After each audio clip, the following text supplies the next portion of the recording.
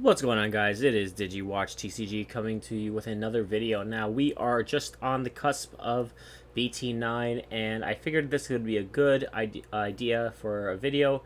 So with this video, I want to kind of go over some tips, some strategies when building your BT9 deck. I'm going to be talking a little bit about the concept of the entire set in general, as well as some rules and things you may need to know if you don't know already about the pre-release format. With that said, please like, subscribe, and leave your thoughts below on what you'd like to see next. Now, first small little thing I'm going to talk about is really about the pre-release format in general. If you don't know what it is, it's basically a time where you get 6 to 7 packs depending on your locals and what they decide, and they give you 6 sealed packs. You all open them at the same time, and you make a 40 card deck out of those packs. You cannot use cards from outside the set. You cannot use cards from the set itself, except cards you pull from the packs that you were given. And sometimes you're allowed the pre-release cards as well, depending on what the store is willing to allow. But those are the main rules. Now, the other big thing is that you can digivolve. Color restrictions don't really matter unless it's specifically stated in the card. For example, if you're going into a hybrid card and it says you can digivolve this card onto a red tamer, it has to be red that you digivolve onto. But if it doesn't say anything, then it doesn't matter. Now, you always want to check online and make sure that Bandai hasn't put any erratas out as well. Keep that in mind. But mainly, those are the big things that come out of a pre-release. Now, the other thing to keep in mind is what this set is really about, and you can call this a legacy set because it really does kind of expand on the current lore and a lot of the previous cards put out in different sets. Take for example, the Agumon x-antibody over here. If you look at it, you'll see that it says Digivolve 0 from Agumon. So basically what this whole set is supposed to do is about x-antibody basically digivolving into more ferocious versions of themselves, or like the other types before it. So you can see like this one looks almost a little bit like a mini Greymon in a sense. So it's a little bit more powerful, a little bit more edgy. You know, you see the sharpened teeth and everything. It looks more essentially like deadly. That's true with a lot of the other cards, as you can see in their designs once we go into them. Now, I'm not going to go through the entire set here. I just want to kind of point out what the whole deck is. And so the idea is that you digivolve onto the same level, and you basically get a reward for it by digivolving for 0 or sometimes 1 or 2. So like if we look at the Metal Garurumon here, you can digivolve it for 1 cost onto Metal Garurumon. Now, in a regular format, this is really good because you digivolve into a very, very big stack, and you get so many effects by being able to digivolve onto same level cards. The thing is that with a pre-release, you're not allowed cards from previous sets, and there's currently no versions of like an Agumon or a Greymon or another version of Gabumon over here that would be in the set as well. So you don't really gain as many effects. Now, what I mean by that is looking at your boss monster here. So let's say we're looking at the Gallantmon here, and it says Digivolve 1 from Gallantmon, or regularly Digivolve it from a level 5 for 4 cost. You can Digivolve it, and you still get the first effect here of being able to delete one of your opponent's Digimon with the lowest DP, and then if you don't, you can unsuspend the Digimon. But it also gets another effect that says when your opponent's Digimon is deleted, if this Digimon has Gallantmon or X-antibody, which is a card we're going to talk about shortly, in its Digivolution cards, trash the top card of your opponent's security stack. So, with that said, having the same name underneath it, or the X-antibody card, definitely makes this your decks a lot more deadly, for lack of better words, or like, faster, better. Now, the other card we're going to talk about really quickly here is the X-antibody card, and it has a really cool effect. Basically, you can play this card if you have any Digimon in play, and you put the card underneath it as if you were adding a Digivolution source, and it can't be trashed. And when you attack with that Digimon, you can digivolve into an X-antibody, a card with X-antibody in its traits, by paying its Digivolution costs. So it's a pretty nifty card, and the good thing about this is that it is an uncommon. So playing it in a pre-release you could pull a few of these in pre-release. Hopefully, you at least get 2 in the 6 packs you open. But it is an uncommon, so it is a tiny bit harder to get than just opening up a pack and pulling it. So that is one thing I wanted to just mention here. Now, the other thing is, because a lot of these cards don't necessarily, may not get the effects of the x-antibody component. You may want to consider that when you're playing, like when you're strategizing and setting up your deck. And one thing to keep in mind is you play cards like this, like Crabmon, maybe you put in like a few cards like this. It's a common, pretty easy to pull, as well as some Agumon X Antibody. And of course, if you have a choice of hard playing the Agumon X versus Digivolving and Raising, make the smart decision. But also keep in mind that if you play this card, you'll get the effect of being able to add one X Antibody and one card with Greymon or Omnimon in its name and adding it to your hand. Whereas putting in Digivolving Raising area, you're just going to get the draw from the Digivolution. So it obviously it's situational and it's very dependent on what else you pull, so you can build a deck. But that's something just to keep in mind. Now, another thing to keep in mind is kind of building around your boss monster. Like I said, if you do pull up a few different copies of the X Antibody card and play it, I think actually that puts you in a really good spot, especially in a pre-release format. Whereas if you just have the ability to do maybe delete one card on its regular effect, you know, it's not as good, but it still is a big boss monster and your opponent definitely has to worry about it. And there are cards in here too, when we look at it, that are big boss monsters that don't require, like the X Antibody card, for example. You know, this card here is when your opponent's Digimon attacks. If this card has an X Antibody or a card with armor form in its traits in its stack, you can change the attack card target to this, and then if it would be deleted, you could put this on the top card of your stack.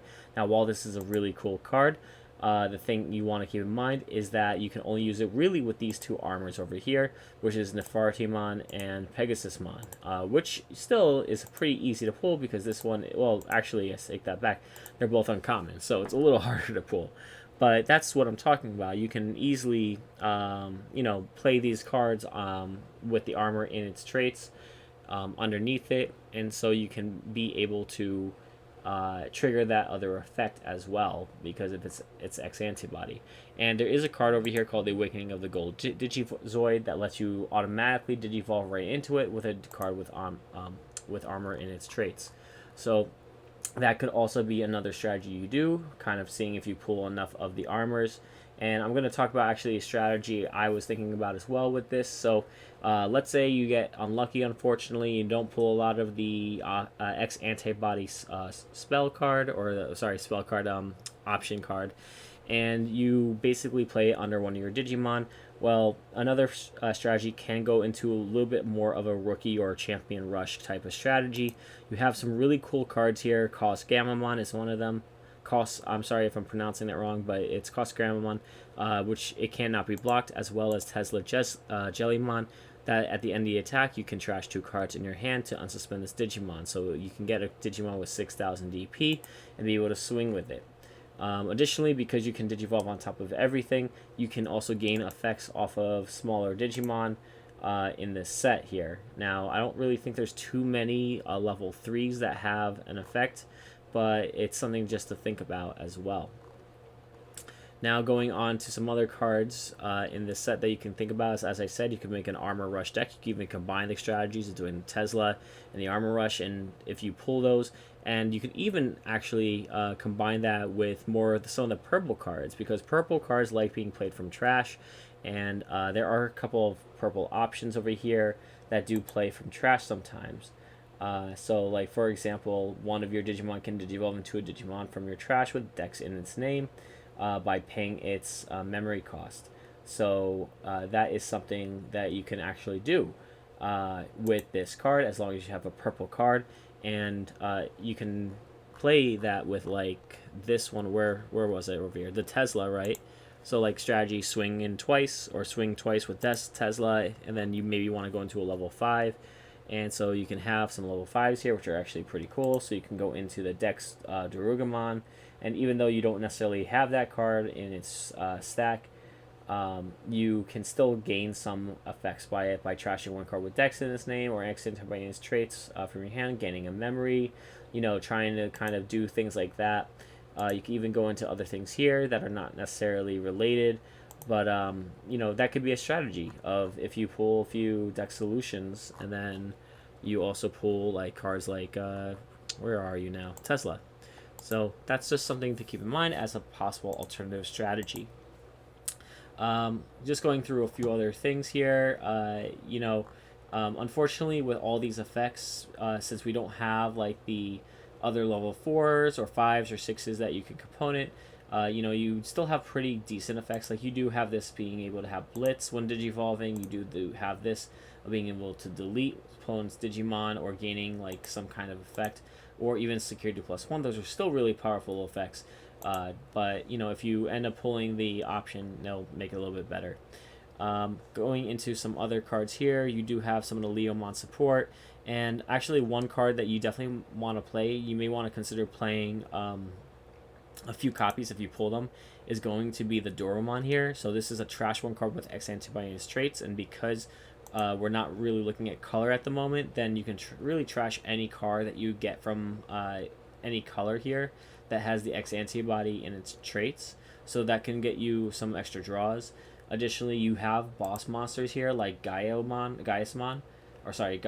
which even though you may not have all its effects, just having a 13,000 beater is really, really powerful. You can even have Blitz if you do have a black and a red underneath it.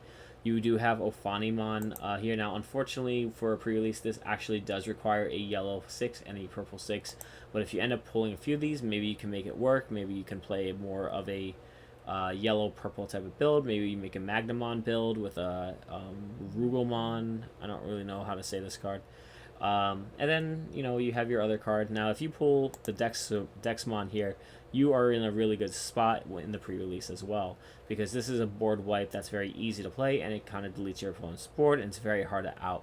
So if you pull this, which maybe one or two people pull during this pre-release, you definitely may get ahead against a lot of other people.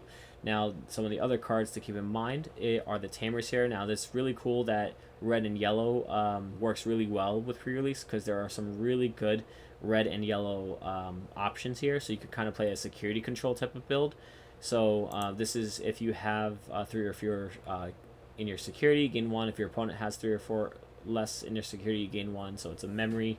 You gain memory that way. Or you can minus 2,000 DP to your opponent's Digimon. So you could definitely play cards that get rid of cards like that. You only have one memory tamer, unfortunately, out of the entire set, which is the Kiyo Shiro, which is a blue. So you may want to play a couple of blue cards, but if you don't want to, you have really good cards like Gaia Force, which is a rare. So you may end up pulling 1 or 2 of them, which is a really good card in security. And Sunrise Blaster here, this card is just super good and super powerful. And if you make a red and yellow type of deck, this card is going to help you a lot. You do have a black option here, which I think is really good, which is Congo. And basically what happens is it stops your opponent from building up their security, being able to add security, also being able to not attack the player for the rest of the turn. Because you play black in this deck, you can definitely play that with an Alphamon type of build, a version of it, or a Dexdoromon type of build. And then some of the purple one, like I kind of mentioned already, the Dex Solution, if you could play a purple type of build, and x-antibody is also a really good card. So those are just some other options that you may want to consider playing when playing in the pre-release. Cool Boy doesn't really do too much in this in a pre-release, because even though you are searching the top of your deck for an x-antibody and its traits, which really is cool with that, you get to search that, and an option with x-antibody and its traits, again, you get that option as well. It's good to play, but the second effect is not really as relevant in this current in a pre-release, because you're not playing a lot of cards with same levels in their sources. So that's the issue. You don't really digivolve onto the same level in pre-release. One other thing I wanted to mention here was the Alphamon Oryukin. It's a really amazing card. I definitely agree with that. But in regular format play, in sealed, the problem is that you do not have Oryumon. And although you may be able to digivolve and delete one of your opponent's Digimon with your opponent's Digimon with the highest play cost, and still even activate the effect with the antibody and their traits effect here, you still digivolve it for 7, and you could potentially gain back that memory and keep it your turn, but that's going to be very, very hard and very, very situational. So unfortunately, it's not as great a card right now with a pre-release, but when in the regular release, it's very, very busted. Again, these tamers are just super good, especially the fact that they are dual color, meaning that playing the option cards are going to be much easier to do. Um, I think I went pretty much through everything here. There's some really good cards here, like the Makumon here, that you could play this out of security if it's hit. So that's something to keep in mind as well. You do have Tamer deletion over here for 3 costs or less. Again, unfortunately, there aren't really any 3. Like, there's these guys over here, the Cool Boy, the Mako, the Maki, and the Diego that have a 3 or play cost or less. So in a regular format, this would be really, really powerful, but right now, it's not really. You may want to consider some vanillas that are easy to digivolve as well in your decks, with the loader Liomon, I think it's called, and the Grizzlymon over here for 1 cost. That's actually pretty good. And additionally, you do want to consider if you pull cards that are in the same color, obviously they're going to help each other a lot more. So if you do pull like a Quag1 x-antibody, it does gain piercing regardless. So Grant's Quagmon here will gain piercing. The only thing it may not get is the ability to unsuspend itself if it doesn't have the option underneath it. So those are things to keep in mind. You do have some really cool other cards over here that are, you still have to digivolve. Unfortunately, again, this is another x-antibody card, which is actually okay. I like the attacking ability here, being able to, when attacking, if this has Leomon in its name or x-antibody in its Digivolution cards, suspend one of your opponent's Digimon or Tamer, and then on your turn, when an opponent's Digimon or Tamer becomes suspended, you can unsuspend this Digimon. Keep in mind that these cards over here also, well, actually, I think it's this one. This one is also considered Leomon, so that actually kind of works. That's like one of the only cards out of the entire set that may actually work. I don't know if it's always called. It says this card's Digimon name is also called as Leomon. Yeah, I think that will still carry over even if you Digivolve on top of it. So just something to keep in mind if you do pull up those 2 cards. Again, playing the same cards in the same, these. Let me rephrase that. When you're playing the cards here, because of the same color and the same theme, they may be able to help each other out. It's not going to be as consistent as playing in a regular format. And then the eggs, the eggs are all kind of the same thing. You won't get as many effects. But the biggest thing, I guess, to say out of the entire video here is just to have fun when you're playing. It is a tournament, and yes, you get some really cool prizes if you do come in the top with it, especially with an Altar Gaomon. If Gaomon is your favorite Digimon, then I definitely would recommend this video for you to try to win it. But you're there to fun. You're getting a sneak peek. You're getting these cards a little bit before other people who may not be aware or not be able to go to these pre-release events. So with that said, I hope this video was very helpful to you. There's nothing else I'm forgetting, I don't think. I just want to say, Gaiamon, this is a ridiculous Gaia Force Zero. So good. And Sunrise Blaster is so good. If you pull these cards, you're definitely going to be a little bit ahead of other people as well, as long as you can play them. But with that said, I hope this video helped, and please like, subscribe with your thoughts below on what you'd like to see next. Thank you, and I hope you have a great pre-release weekend.